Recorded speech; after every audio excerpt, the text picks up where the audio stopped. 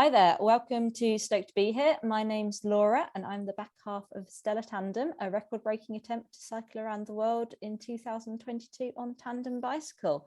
And this evening I'm joined by Mel Nicholls, who is also known as Team Dolly.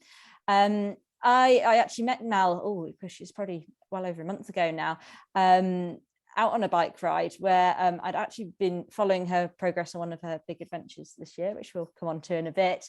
And then I was delighted to see that she was out joining a young lady called Jessie Stevens, who's a 16-year-old girl who cycled to the Glasgow COP conference to raise awareness for sustainable travel. And I bumped into Mel on this ride and I was very excited to meet her as well as Jessie, and we had a good chat and had a bit of a random route back to Birmingham New Street together. And since then, yeah, I've heard and read quite a lot about Mel and all the exciting things she's done. She's had quite a varied career in cycling, so lots to talk about that. But first of all, hi Mel, how are you doing? Hello. Oh, good to be here. No, it's great to chat to you again. So yeah, I suppose first and foremost we should start with a bit of kind of background, because I think you've always been relatively sporty, but you've obviously had a few changes and challenges along the way. So do you want to start out with kind of your background growing up, how, you know, what you did in younger life, and then how things have developed since? Oh yeah, gosh, where do we go? Yeah, you say I've kind of always been sporty. I think sort of in my previous life, and I guess I was mainstream sport. I always had horses from a young age, so that was kind of very much my life. And just being outside, like I've always loved being outside and adventuring and exploring. And as a kid, then we had fields behind my house, so I was always off in the fields or in the woods, making dens and climbing and just loving being outside. Getting on my bike and kind of not really having a plan with my friends and say, let's just go off and see where the roads literally take us, which was great. And then yeah, I mean, so sort of out sports, kind of like climbing and kayaking and sort of maybe more adrenaline sports were my thing a little bit, but the horses were the main thing. And then it was started in 2001, and then 2008 I had a few strokes, so that kind of obviously flipped everything around a little bit, and it was time to look at how I could do sport and my sort of love of the outdoors in a different way. Yeah, and obviously I believe it's more common than a lot of people think to have strokes at a relatively young age. So you're obviously quite, yeah, people might think you're exceptional in one ways because of that, but I know it is a lot more common than you might expect. But since then, you've kind of found ways to get back into sport again. So do you just want to kind of, how did you first go about kind of making those steps to getting back into a sporty life? Yeah, so like you say, actually, yeah, strokes in younger people is a lot more common. I think it's more common in men than it is in women. You think of strokes older people and lifestyle, smoking, weight and all the rest of it. But there's many reasons, and I sort of didn't tick any of the boxes. But these things happen. So actually, I think after my first two strokes, I more or less recovered. So I carried on doing what I was doing after, a fair while recovery, but I learned to ski after my first two strokes. I was training for a half marathon just before my last stroke. And so I kind of just got on with stuff that way. And then after the last one, to be honest, when I was in hospital, I kind of, because I'd had two previously, I was obviously quite annoyed that I had another stroke. But I just thought, I'll get better. I don't know when that'll be, but I'll get better. But I wasn't prepared to sort of sit around and wait for that to happen. So, I loved being active and being outdoors. So I started just to look at things in my local area to what I could do in the meantime. And it happened that whilst I was in hospital in 2008, the Beijing Paralympics was on TV. There wasn't much to do obviously in hospital other than watch TV. So I remember sort of watching the Paralympics, and it was the first time it was kind of came into my mind really, and I had sort of chance to see these athletes, and it just kind of made me think, that there's always something you can do. There's always a sport, there's always something to keep active. So I just annoyed everybody that was in my area that was running any kind of sport or activity and just said, can I come and try this? Can I try that? And I literally, I tried, I think I was on the basketball team, wheelchair basketball, fencing, adaptive skiing, sailing, tennis, like everything I could find, and just had a go at it all. When I was younger, I always thought that I'm sure everybody is good at some sport, but we don't get the chance to try it. So actually in parasport, I think there's a lot more chances to just try these sports. So that's what I did, just tried everything. That led on, basically wheelchair racing. Athletics was one of the sports I tried after a while, and fell in love with the sport really, but still only saw it as kind of, I couldn't run anymore. I couldn't ride my bike anymore. I walk on crutches or I'm in my wheelchair. So kind of it was the alternative to my nightly runs around the block, was to get in my race chair and just, push around the block. But met my then, or my now coach, kind of continued. And then it was 15 months later, was selected for Great Britain competing at London 2012. Wow. And that's yeah, an epic journey. And I think it's great to hear that, yeah, even though you did have 2 strokes, you made such a great recovery and was able to go back. But then when things didn't go quite to plan, that there were so many opportunities out there for you. And I think, it's easy to assume that, yeah, being wheelchair bound, you'd be really restricted, but to hear the range of different activities that you were able to find, I think that's really, yeah, really heartening, isn't it? Yeah, and there's so many people running fantastic projects and clubs and all the rest of it. So yeah, it was brilliant. I didn't have the recovery that I'd hoped, but by then I was kind of fully into this sport, and you just get on with it and you just make the most of what you've got. So yeah. Yeah, and I think that's kind of good in some ways, because it potentially you tried a lot of different sports maybe you wouldn't have otherwise too, which I think is a pretty cool some I was thing. better at than others. But it's good to get out your comfort zone, isn't it? And then you've actually competed in both the London and Rio Paralympics. I think you were finalist in both those events. I was, yeah. And that's wheelchair racing, which just, to me is just mind-blowing. To have gone from 0 to here in 15 months, as you say, is just epic. Yeah, it was a bit of a whirlwind for the least. I mean, I wasn't obviously on the British team. I was a complete outsider to get selected, and that was my first international competition, my first time representing Great Britain. So I started at the top. But it was just the most incredible experience, and to have London as my first games as well, I was so lucky. That's just amazing. And it's amazing that you had that opportunity, because the Olympics to me are just so far away from anything. It must have been, they were for me. Yeah. What was that kind of like on a day-to-day basis? You say you found a coach, and you obviously must have had a training plan, but was that like, were you fully involved training every day? Was it quite a lot of workload? Were you working at that point? Was it something you had to factor around a job, or was it just something you're able to go like full hell for leather at? Yeah, end of 2010, 2011, when I started, I was working part-time as a teaching assistant in a local primary school. So I was working right up until and whilst I was at London. So to work around that, I mean, luckily, because I was doing that part-time, because I was kind of still in recovery from my last stroke. But I love having a purpose and a focus, and it gave me that. So my coach was brilliant, and to have this kind of goal, and he kind of had an idea of kind of where I was heading, to have this training program, and just every day know what I had to do and just push. That's what suited me. So yeah, it was hard, of course it was. You've got 6 days a week training, race chair sessions, gym sessions, all the rest of it, but making sure I was eating properly, making sure that I was going to bed at decent times, and all the things that you've got to do around sport. But absolutely loved it. Yeah, I mean, it just sounds like amazing events and amazing opportunities. But after Rio, you kind of moved on from then and changed discipline a bit to move to a hand cycle, which I must admit, that's what you were riding when I met you on the ride, and that is one very, very cool machine. So it's for anybody that doesn't know, it's kind of like a recumbent bike, so it's set quite low to the ground. You can sit down and pedal with both hands on it. And what was involved in that switch? How did you get embroiled in this world of kind of long distance and endurance and adventure? So I mean, with wheelchair racing, I was a track racer. So started out as a sprinter. So to be honest, I'd rather do 1,000 miles than 100 meters any day. So sprinting middle distance. I'd got the world record for 1500 meters, but sadly that wasn't a distance at the Paralympics. So my longest distance was 800 meters. And I knew coming into Rio that I loved going longer. I loved racing on the road. I wanted to race marathons, and I couldn't do that in athletics whilst I was obviously middle distance, funded as middle distance racer.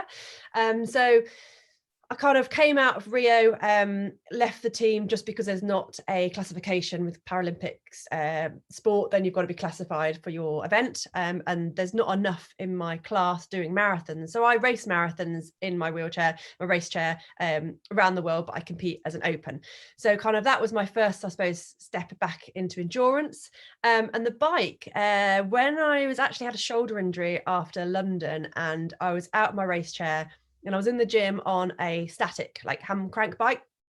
And again, I don't like being inside. So that's when I sort of found out really about hand cycles. And I asked my physio, I said, can I get a hand bike as rehab rather than sort of sitting in the gym?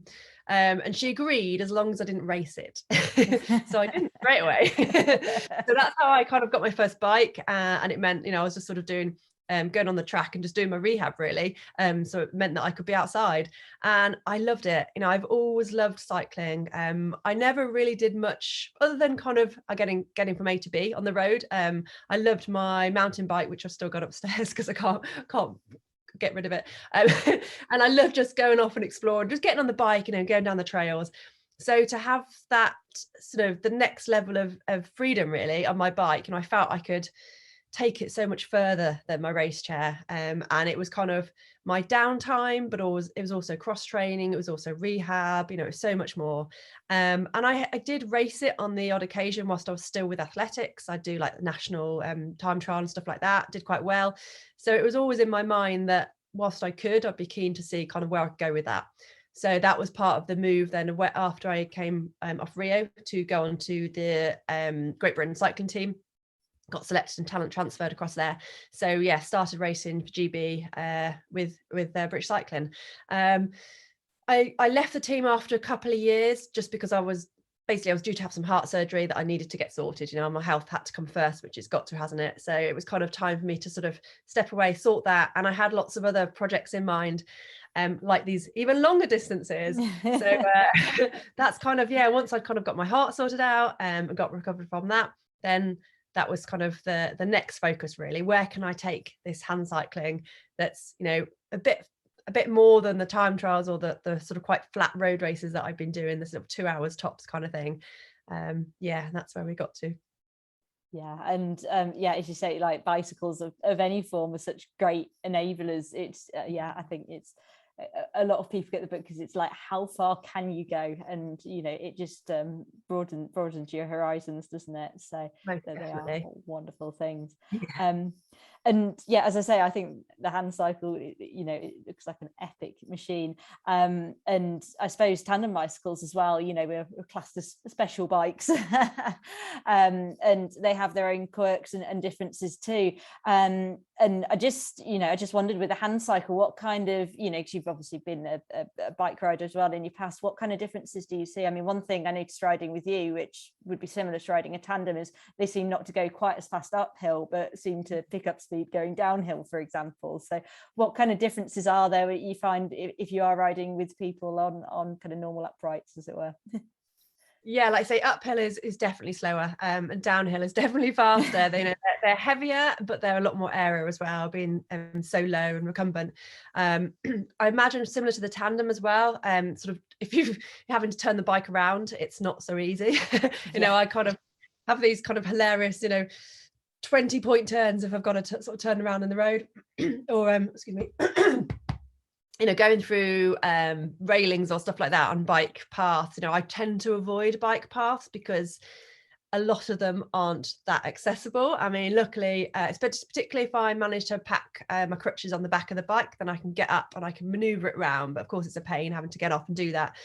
So any kind of railings or bollards or gates or anything like that is a bit of a pain. And trying to sort of get around things, just because it's about 2 meters long. The turning is on the sort of the forks on the crank, which is very, very minimal, with my legs sort of stuck out the front. So yeah, hasn't got that much maneuverability. And if it's loaded up with kit, then obviously it's really heavy as well, me trying to sort of push off on my arms. Because I'm so low, you kind of have to look either side of the cranks rather than sort of looking straight ahead of you. I do tend to ride, I've got a little mirror, so I tend to ride through my mirror quite a lot, just to, I find it's kind of more important to know the things behind me have seen me rather than know what's in front of me, because everybody hopefully is going in the same direction in that way. But yeah, I tend to ride, kind of see who's coming behind. So vision is just different from see riding stand bike. I think I get a lot wetter and a lot muckier because I'm like 4 inches off the ground, and when it's raining and it's mucky roads, it is filthy. You know, the water comes off the front wheel and just comes down like a fountain and fills up my lap. Just absolutely so mucky. I think it almost feels faster. I think because I'm so low to the ground, I think, yeah, if you're ever ridden like a go-kart when you're a kid, or a skateboard, I used to sort of sit on my skateboard going down hills. It's a bit like that. It's great fun. No, it does look amazing. And one thing, I noticed about is because you are that low to the ground, you get all the attention from all the dogs every time you start. They just think you're amazing. Yeah, I thought that was really cool. Are they going to eat me, or are they just going to come and lick me? Usually for seconds, it's all good. One very specific question. Obviously, on a bike, you have your I can't forget how you say it now. It's like your pedals are offset concentrically, whereas on the Handcycle you move both hands kind of at the same time. They're both set at the same place on the, I suppose it's the wheel, isn't it? But yeah, is there a reason for that? What's the biomechanics behind that? If a lot of people ask me that. It's funny. I think because the ones in the sort of static or hand crank machines in the gym tend to be like one then the other, don't they? Yeah. And which someone actually made a comment only last week why they think that is something to do with sailing. I can't remember anyway. But so on the Handcycle, I think partly because the fork is also where you steer from. So if you had one then the other, you'd end up snaking down the road. So obviously that wouldn't be very efficient. I also think getting up hills is really hard, and I think having to do one arm then the other would be even harder. So I think it's that kind of action of, you say if you're doing like a row pull or something in the gym, like both arms together, you've got that bigger force. But I think trying to do one then the other, I think it'll be a lot harder. But also mainly, steering. Yeah. Cool. Yeah. No, I did wonder. So yeah. And then going back to your bigger and adventures. I mean, it's a brief aside. Before you did that, you had quite a independent and exciting trip out to the Faroe Isles, and I was actually watching some of your videos recently. And that just looked amazing. I mean, that looked like the most epic adventure, because you just went off with your tent and braved the whole lot, as it were. And I don't know much about the kind of the mechanics of Handcycles. I mean, tandems I know have a few quirks because they've got a crossover and they've often got kind of a differently built back wheel and things like that. But how did you kind of find the confidence to go out and just have that adventure? And were you worried about mechanicals, for example? Did you have a backup plan if the bike broke? Because it's not like you can just pick up a Handcycle at every Halfords. I guess the Faroe Islands had kind of been on my mind for quite a few years, and it was just one of those places that every now and again it kind of something popped up, and that kind of bug that's just there, and it's like they're just calling. I want to explore, and the more I tried to find out about them, also almost the least I knew, and it was just drawing me in. I contacted sort of contacts on the islands and sort of tourist board, and everyone sort of said, oh, it's not set up for cycling, for any cycling, you shouldn't come here and cycle. But something was like, well, there's no reason why it shouldn't be. So I guess it was just that let's go and see. Obviously 18 islands up in the North Atlantic. Knew that I could fly into the first island, had no idea even how I was going to get to the next island. All I knew that it was linked by a subsea tunnel. Didn't know if you could cycle through this tunnel. As it happened, I got through the first island, and think probably well, most of the people when I asked said, no, you can't cycle through the tunnel. But one person said, yes, you can. And that was enough. So so headed down with my bike that weighed about 15 kilos, so my old bike, aluminium bike. My kit, I think at the time, weighed about 30 kilos. Oh my goodness. Yeah. And I didn't really think that this subsea tunnel, because it was subsea, under the sea, it was 260 meters or something under the seabed. It was 5 miles long. And for some reason, I didn't sort of register that it would be obviously down. So I set my bike up, as best as I could. I had like a dynamo on the front wheel, a sort of a newer style of dynamo, but like the old fashioned one when it kind of like goes on the side. And that was charging my lights. And it happened that I was going down. I just must have gone so fast into this tunnel that my front light exploded. So 5 miles. I think I got to halfway at this point. So 2.5 miles down, just going at such speed. Thankfully, I had a few more lights around me that to keep me lit up. But it was the only way through to the island. So I had all the big lorries coming through that had come from the fishing harbour, and it was just very busy. Luckily actually I'd met a guy earlier on the trip, and he knew that I was going to go through the tunnel this day, so he'd come to the entrance of the tunnel in this tiny little car, like the smallest car I've ever seen, and said, I've just sort of come to make sure you're all right, and do you want me to follow you or anything? And I said, oh no, don't worry, but leave it a bit, and then when you drive through. And it was quite handy. So when he did drive through and he said, oh, you're okay? And I was like, well, I am, but I've just blown my lights up. So do you mind waiting the other side? Because I've got another tunnel to do. But of course, then to get back out, I'd gone 2.5 miles down and I had to go 2.5 miles back up, which took a long time. But he was there waiting, and we put my bike in the back of the smallest car in the world, and he got me through the next tunnel. Bless him. He was a superstar. So yeah, I was lucky with the bike. No major mechanicals, obviously punctures, obviously lights exploding, but I had some spare lights. I think I was running DI2 actually at the time, which did decide to kind of just have a bit of a moment and reset itself, but I managed to sort that out, so that was lucky. And I just went with it was kind of what's possible, going beyond barriers. Like, I've got to go there, I've got to see if I can get through this tunnel, I've got to see if I get to the next island. They say it's not set up just because nobody has ever done it doesn't mean it can't be done. So I think that was the sort of first thing that really really pushed me out of my comfort zone. The weather was wild. It doesn't rain, I think, 3 days a year in the Faroe Islands, so it's guaranteed to be wet, which has set me up for a lot of my adventures ever since. The wind is just mad. They have like 9 different words for fog because there's that many types of fog on the Faroe Islands, and when it comes in, it just comes in so fast. I had a couple of days where I was literally stuck in a hut because it was not safe to get out, which was really frustrating. But I learned so much from that trip. And as always happens on these challenges, people kind of came together, and the community and were there when I needed them, and yeah, it was amazing. Totally recommend. And there's not that many islands, not that many roads on the islands, but what roads there are just perfect. They're such good quality because there's not much traffic. Not many people cycle there at all, and no hand cyclists ever cycle there, but I would thoroughly recommend getting out there and exploring. That's definitely gone on the bucket list there, and then just to add to everything else we have planned. But yeah, and actually your videos make the weather look a lot better than it probably was, but that's probably because when it was pouring down you couldn't get the camera out. But yeah, well, they have say that this saying, which happens a lot everywhere, but certainly it's quite a well-known fairy saying, which means if you don't like the weather, wait 5 minutes, and exactly what it was. Because you're no more than 3K I think from the sea, so it just changes so quickly. So as quick as the really, really awful weather will come in, you suddenly, you've got blue skies again, and it's just, constantly changing. Within, an hour, you get everything. Oh, it does. I think I had 15 minutes one day that was sunny. It was amazing.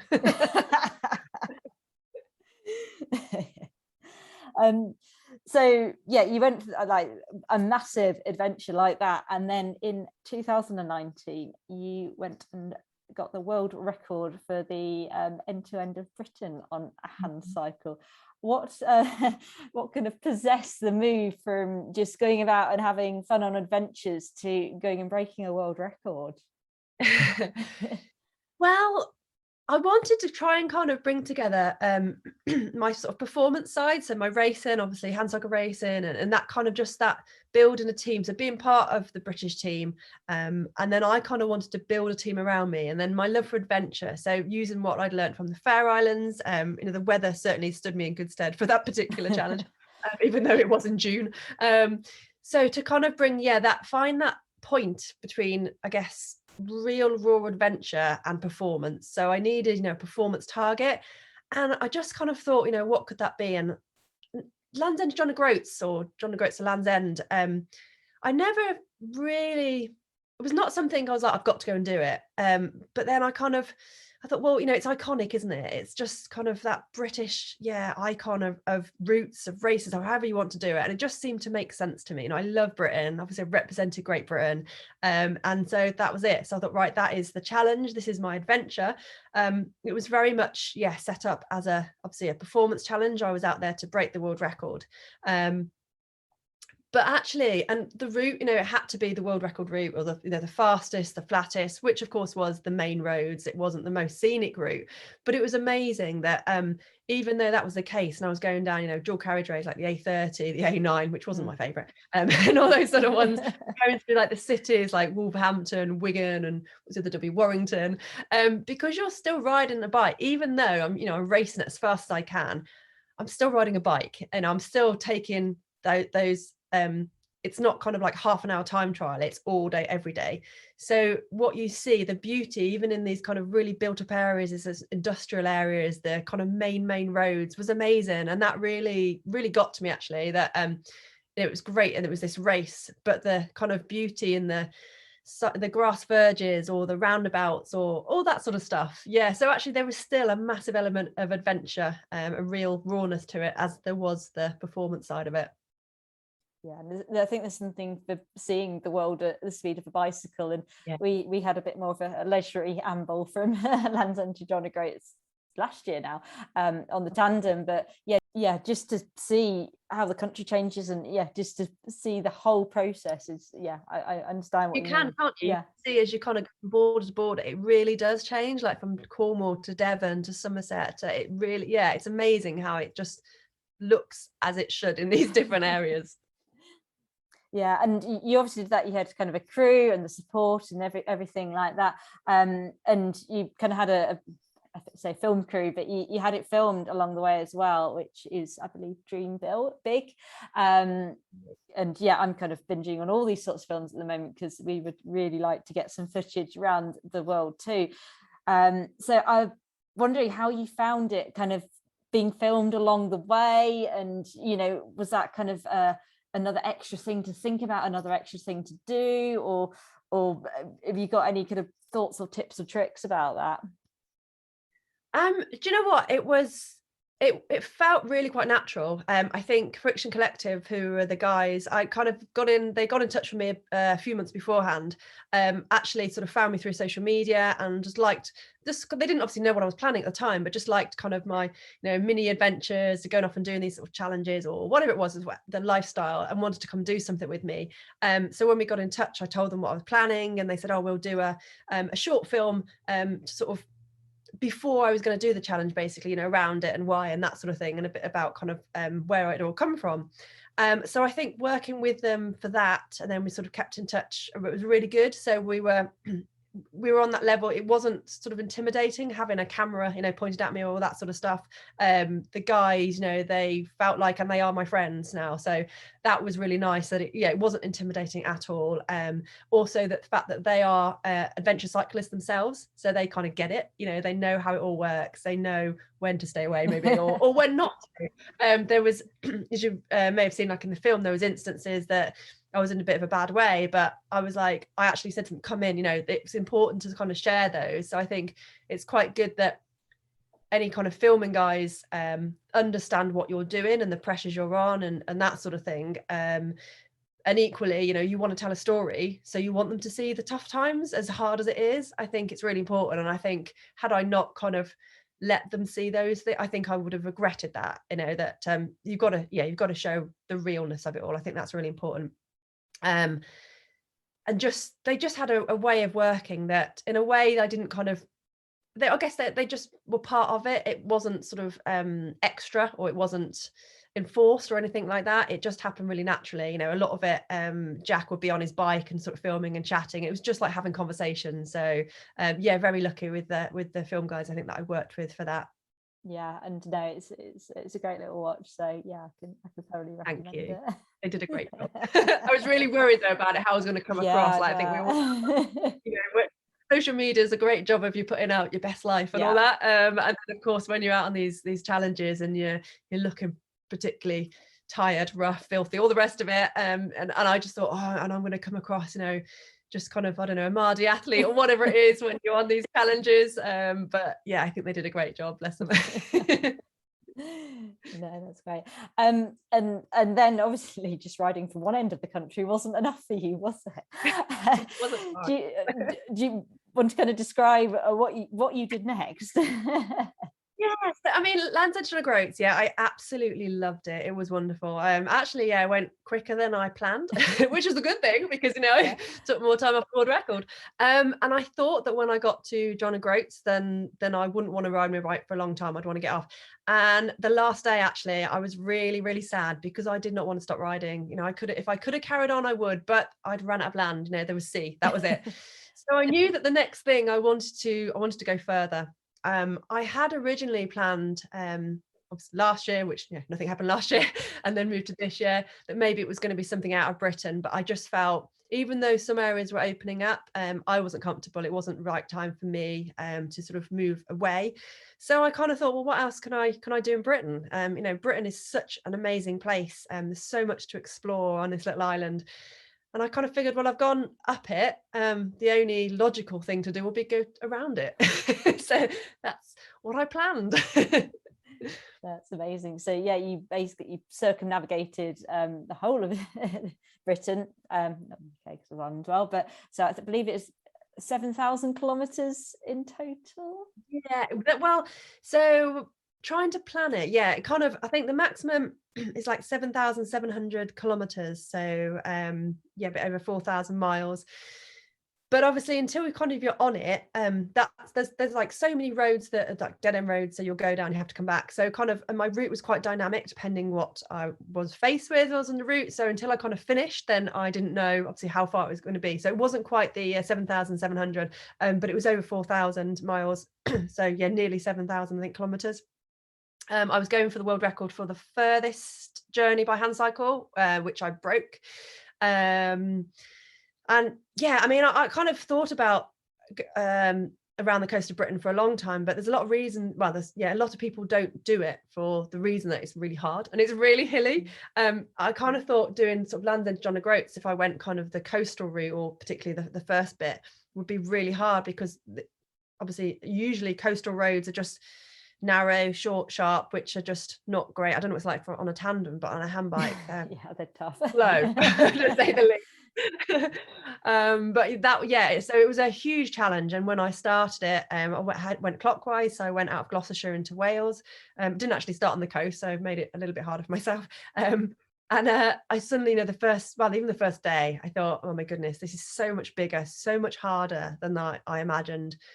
Totally solo, self-supported this time, so no team carrying on my kit, which I'd done a bit of in the Faroe Islands, but again, very, very different to be doing week after week after week. And yeah, the hills were really tough, and it was definitely a bigger job. So yeah, but huge. And I think when I was in Wales, I kind of thought, well, if I can get through Wales, then that's going to be a huge achievement. So when I actually got through the coast of Wales, I was so happy, and then yeah, carried on and finished it. Yeah, and it's just amazing. And I feel like we're still kind of all coming together because it's been so recent that you came back, wasn't it? What was your finish date again? You can even remember. Yeah, 23rd of October, something like that. Yeah, so it's still really fresh, isn't it? So yeah, definitely. So just slowly coming back to real life, or the other life, whichever real life is. There was that question, isn't there? But yeah, congratulations, because it's an epic achievement, and obviously that's kind of as close to the kind of things we're considering as well, as much as we've never done a 4,000 mile ride. But the thing is, what's so beautiful about it is just, you know, I kind of get in a way that I think if I look at a map, I can see, and I can obviously had my my tracker on, so I can see this red line that's linked up that I've gone around Britain. But I just rode my bike every day, which is kind of what I do anyway. And that's the brilliant thing, you know, I looked and where I could have, the equivalent to where I could have gone had I gone, you know, out of the UK. And I think I've ridden the equivalent to the Sea of Japan from home, which is amazing. Like, well, of course that's possible then. And there's no reason why you can't just carry on. You just keep riding, you know, just get up, get on your bike, ride a bit further. And the next day do the same. And I just think, yeah, like you said, the bikes are fantastic and you can literally go anywhere. As far as you want, just keep riding. Yeah, no, definitely. And that's hopefully how it'll pan out for us. It's just that sustainability and getting on the bike every day, putting the miles in and keeping it all ticking along. But with the background you've got, because obviously being a para athlete and having a coach and all the training, do you still bring that all into these endurance rides? Because there's so many people that disappear off into the world on a bicycle and kind of mooch around the world for 5 years, but that's quite different from having a set goal and having a set pace. So how much do you bring in kind of like the skills you've got from training and having coaches and cross training and things like that as well? Yeah, I do. I mean, yeah, I'm an athlete and I am very much performance sort of driven. So I did train. I train for everything. I train hard for this one. Bit different in the way, just sort of working as well. So trying to balance work, obviously, and training as well. Not being a full-time athlete. I think on the challenge, there was always that kind of almost battle in my brain that obviously I'm going for the world record. I also wanted to be the fastest, which I was, hand cyclist to a race around Britain. I think I was the first solo unsupported as well. So there's those kind of performance targets, but at the same time, I'm having the most amazing time and I'm meeting amazing people and I've sort of seen places or stopped at various places, for a quick photo or whatever and going, oh, but I'd love to spend longer here. So it's really hard, like balancing that, enjoying the moment and taking it all in, than just like race, which is what I'm kind of feel like is ingrained in me. I hadn't planned on taking any rest days when I planned around Britain. I don't know whether that was the right thing or not, but 75 days, I did take a few rest days. It was more when I kind of met up with friends and they kind of locked me in a room and said, you don't make sense, you're not can't even string a sentence together, you can't give me an answer, you need a rest. But I think it took them to be able to make that happen, because I was kind of like, I'm not moving forward, I need to get on, I need to make more miles, I need to race, I need to get closer to my goal. So I think being that kind of minded has its advantages and possibly disadvantages as well. So I'm not quite sure where that happy medium place is at the minute. But using all my skills, so whether it's a lot of kind of mindset and sports psychology kind of work that I've done over the past, a lot of that, because as endurance and ultra endurance, it's so much a mental game, huge mental game. Your body can be in pieces, but your mind can be stronger and you will carry on, and having that kind of armory, a selection of things to turn to, and practice, knowing what that is and practicing it beforehand and having it so like, right, the weather's awful, what do I need to turn to? Is it music? Is it mantras? Is it whatever it is, kind of thing, to be able to do that and to be really strong-minded. The physical side, obviously, following a training plan, working out your nutrition, all those sort of stuff. Lots of it, just bringing in the kind of, I suppose, the resilience that I've learned from the more sort of wilder adventures and the solo stuff, and then the performance stuff of looking after yourself. Like you say, you've just got to keep riding your bike every day, but you've got to make sure you can do that. So for me, my biggest concern was injury. If my shoulders I'd never ridden that far before. Land's End John O'Groats was 6 days something, so it was a bit different to 75 days. So I didn't know if my shoulders or my elbows or whatever else could carry on. So getting them as strong as possible before I started, and just looking after them, looking after my body, looking after my health as best as I could on challenge was really important. Yeah, I mean, wow, that was it. I think you just summed up everything we need to do for our trip in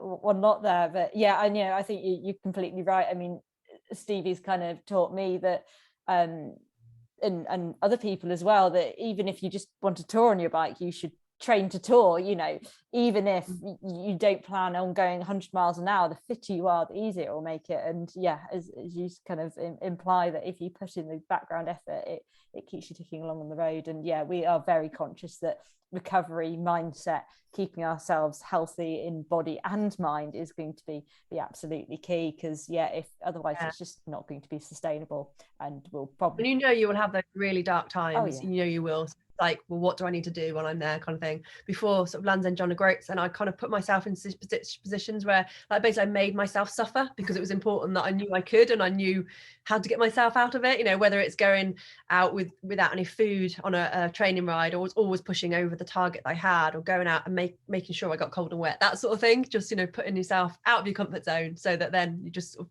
grew. And as much as people say that when you start these big challenges, you know, you kind of get into it, and you do, you know, you certainly sort of condition, you know, you can't train for, well, most people can't train for these you know, to go out and do 100+ miles every day, because we've got lives, you know, you just don't have the time to do that.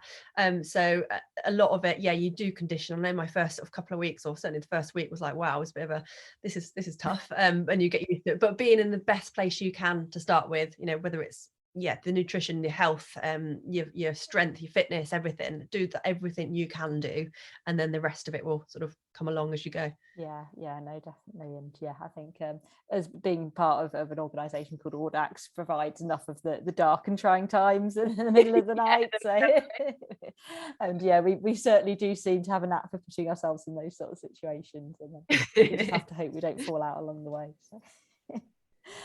Well, as long as you've got a plan to what you're going to, when you do, to how you work out that, then that's fine. We usually work our way through it one way or the other. Not like you can sort of go off cycling, you know, on your own, is it, for an hour? Yeah, exactly. It's not like, and I have done that on Audax before. I've just ridden off my solo bike and left Steve, and I'm not talking to you, but it doesn't quite work like that on a tandem. But no. I think it makes our resolve our differences a lot quicker that way, because otherwise it's you have to, not going to happen. Amazing. So you mentioned, obviously with the situation of the past couple of years, that you potentially would have gone abroad, travelled further afield. What's have you got a plan? And because if you're anything like me, you've probably got more ideas than you could possibly ever fulfill. But it is where do you think you go next? Will it be travelling abroad? Will it be breaking more records? What might be on the horizon? I mean, I've still, I love adventure and I love performance, so it's still kind of find that happy medium. Obviously I'm so pleased with how Race Around Britain went, and to have completed it, and to have obviously broken the record coming through and all the rest of it. But just being the kind of person I am, I suppose I sort of look back and go, oh, I wish I'd have gone faster, or I wish I'd have, but with everything considering, and carrying all my kit and just everything, I kind of, you can't be 100% at every kind of aspect. So I think, over the last 2 years, a lot had happened, and I think I wasn't quite sure. I think confidence wise, I wasn't quite sure where I was. I wasn't quite sure if I could still, I suppose, perform on that kind of performance level. So doing what I'm doing, the Race Around Britain, has certainly given me a lot more confidence back, which is great. I know that I can still ride my bike a long way, which is good. I think we've confirmed that. So I kind of next year I want to go back and do a bit more racing. I still want to keep that adventure side of stuff, and I want to keep the ultra endurance sort of ultra side of stuff. So I am looking to, February I'm planning to go, hopefully, if we're allowed, out of the UK and race some mainstream ultra races. So some 24-hour races, so a bit shorter, but full on kind of racing, which is really exciting. So that's what I'm training for at the moment. And then next summer I'd love to looking at kind of being part of more mainstream ultra stuff, probably self-supported still, but actually being part of an event rather than kind of building it myself, which is always interesting, because obviously Handcycle's potentially slower, but then they've got other advantages, like the tandem. So be interesting to kind of just, I'm very much about showing what's possible, and encouraging other people, whatever those barriers are, and whether it's the different bikes or whatever it is, kind of, there's no reason why we can't do whatever it is you're after, whatever kind of bike event or whatever challenge, or just pushing that possible. So I will keep doing that in every area I can, and then hopefully get more people involved. Oh, that sounds amazing. And yeah, I can't wait to see what you get up to next, and hopefully I'll be following you around the world as well to see. But yeah, there's more and more ultra endurance events out there, so I'm sure you've got plenty to choose from. Yeah. So just before I finish off and let you get on with your evening, I've got a little bit of tandem trivia for you. I know it's not too bad, I promise. So usually my first question is have you ever ridden a tandem? But I was thinking about this, and it led me on to a whole load more questions of, is there such a thing as a tandem hand cycle? And there's certainly tandems, I don't know if you know the Pinots that have got like the recumbent on the front and bits and bobs like that. So I suppose, yeah, my question is, have you ever ridden a tandem, and are you aware of any hand cycle tandem mixes? Interestingly, I had this conversation only a few hours ago today. Someone asked the same question. I think because I was talking about you to him, and he was like, "Is there such thing as a hand cycle tandem?" So I believe that kind of is as a tandem where the person at the front rides like normal, and then the back of it is a hand cycle, because apparently also, which I have seen, so you can have like a front sort of standard, where the pedals and the cranks are beneath you, and then at the back you can have like a recumbent style leg powered one. So you've got that, but then obviously you've got that, but with a hand cycle in the back as well. Which I was going to ask you about actually, because he also showed me a photo. I'm not sure. Oh, it was an ice trike. I don't know if you know the ice trikes. So a tandem ice trike, and I thought he was having me on because the person at the back faces backwards. Yes, the person at the front. I've seen these. I think it was at the tandem shop actually. I think they've got one, and yeah, like how random but amazing. I'm not sure how I would feel about, facing backwards and be hand cycling, particularly if something's, coming towards you from the back, and person at the front, you're like, quick, go faster. Be like facing the wrong way in a train, wouldn't it? No, I'm not. Yeah, I think I saw one, and I was not keen on the idea of like looking at what's coming towards you. I think it would just feel like everything's going up very, very. But no, have I ever ridden one? No, I haven't. I think no, I definitely haven't. No. But I'd like to. Oh, hopefully, yeah. I'm quite keen to do maybe like a cargo bike adventure, and and I just sit in the cargo at the bike, the little bucket in the front. That'd be quite good. Oh, that'd be quite cool. Yeah, similar to what the Adventure Syndicate did, but yeah, you never swap in and do any of the cycling. You just sit there and. But maybe I wouldn't like that actually. I'd like to do something. I'd quite like to have a hand cycle cargo bike and then do some sort of delivering and stuff. That would be quite good. That's quite a cool idea. Yeah. Oh, all these options. It's amazing. These ideas.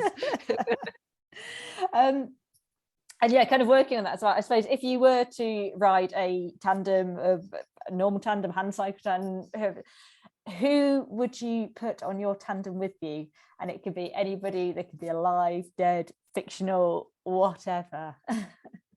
Oh, who would go on my tandem? That is a very good question.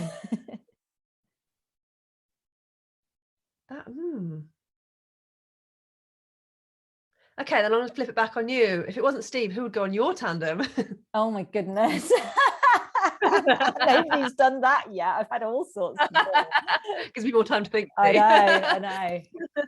Oh, I'd probably pick somebody, quite exciting like Mark Bowman or Jenny Graham or something. I was going to say that. Look, kind of, he knows his way around bikes and long distance cycling, and that'd be quite good. Yeah, or I would have to mix it up a bit. So I'd have to have the hand cycle bit at the front, and I'd have my friend Steve Bate, who is a Paralympic tandem racer. So he's very good on tandems. He obviously sits in the back. So that would work really well too. Yeah, no, that's a pretty cool idea. Yeah. Amazing. And then Stevie and I often say we're joined by the frame on the tandem. When you're out adventuring and riding and everything, is there anything you are joined by the frame to? Is there anything you can't do without, be it a bit of a creature comfort or a bit of kit or an item of food? Is there anything that comes with you pretty much everywhere? I would normally always say Earl Grey tea bags. I don't go Oh, anywhere so without my tea cool. bags. Yeah, always. I did run out on a race around Britain, and I learned to just cope without it. And I think actually the thing that I then gained, which I couldn't do without, was my mascot, my adventure dog. So I found him a little cuddly toy that was on the side of the road coming out of Dover. And by that point, obviously quite a long way into the journey, and I really needed someone to come along. So to have this little dog on the back, and he sort of sat at the back with his ears flapping, and when the weather got really rubbish or we were flying down a hill, and he was Pluto from like Disney as well. Oh, so yeah. I go, right, Pluto, and we'd have conversation. Obviously it was quite a one-way conversation, but in my head there was two of us talking. So he was great company, and I'm pretty sure now every bike adventure he is coming along. So he's actually more important than tea bags. Wow. And yeah, that's actually a strong point there, because normally, or previously, it's been a while now, but when I've traveled abroad, I've always taken tea bags with me because it's not quite the same abroad. So I think it had crossed my mind. It's like, do I really want to carry that many tea bags? Like, probably not. I think I'll get some tea somewhere along the way. So that's probably excessive to carry tea. But I kind of figured there was more important things. Yeah, but we have, we've had a few that we've got some little ducks that are like little bike lights as well, that are quite cute. We've had one of those in the tandem, and it therefore functions as a bell as well, because there's the squeaky ducks. So that's brilliant. But they're quite fun to have along. So me and Steve, both of us, considering there's two people on a bike that could interact normally, we both end up talking to the duck. So I think potentially, just so we don't end up having to talk to each other all the way around the world, we might need some sort of mascot just to vary the conversation a bit. If you have a fallout, you can like talk through the duck. Through the duck, yeah. That's a great idea. That's so good. Yeah, I mean, I talk to the sheep and the cows and all the sort of wildlife, obviously the dogs and everything that I pass, and they've got to be someone. But I think having my kind of little mascot just made everything so much brighter. And so the ducks sound like a great idea. If not them, something else will come along, I'm sure. I think something that's just going to make you smile, and tea does make you smile without a doubt. And it's like you say, you can probably get that. And then when there's dark times, what's just going to make you just feel better? Ducks and tea, definitely. And one final question before I let you go. Why should we cycle around the world on a tandem bicycle and break the world record together? Because like cycling around the world is just the ultimate, isn't it? It's something I would love to do. What a huge adventure. And if it was me, there would have to be like obviously a big sort of performance goal of something. So I think going for the world record, like you say, you're traveling by bike, so you will see so much and you will meet so many amazing people. But having that drive and having that whatever it is, I guess, your reason to get on your bike every day, and clearly you want that world record. So you're gonna be hurting, you're gonna be struggling, it's maybe the weather might turn or whatever it is, but you've got that focus of that world record that's going to push you on, and that's your goal. I'm very excited about your world record ride. So I can't wait to be following, and I will be cheering you on and literally virtually pushing you on all the way to go and smash that record. But I think it's something I would love to do. So that's a good enough reason, I think, to go and do it. Oh, amazing. Thank you so much, Mel. You've been absolutely tremendous. It's been great to chat to you. Thank you for having me. And I hope that we bump into each other on the road before we head off as well. Yes, we definitely should. We definitely should. Yeah, I don't know it depends where you are in the world, whether I'd meet you at some point. You never know. Catch up with us, yeah. Yeah, you never know. You'd be very welcome to.